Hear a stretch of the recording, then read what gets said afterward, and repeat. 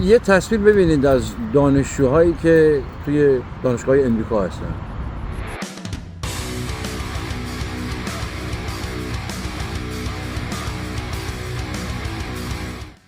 یه تصویر هم ببینیم از دانشجوهایی که در دانشگاه ایران هستن که هم به پرچم امریکا هم به پرچم اسرائیل احترام میذارن، از روی پرچم که کف خیابون پرچم رو کشیدن حرکت نمیکنن، از کنارش میرن.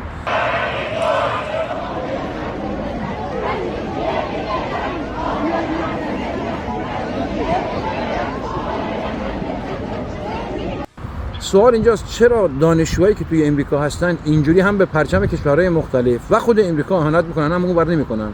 چون دانشجویان ایران یا ایرانی ها همون چیزی که همیشه میگم، اسلام و مسلمانان رو شناختن، اسلام رادیکال رو فهمیدن، متوجه شدن.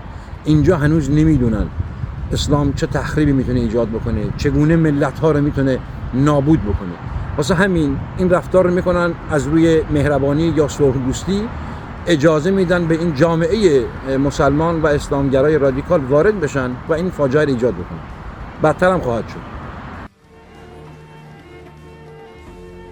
There will come a day that we will see far more radical extremists and terrorists coming out of Europe because of the lack of decision making, trying to be politically correct, or assuming that they know the Middle East and they know Islam and they know the others far better than we do. And I'm sorry, but that's pure ignorance.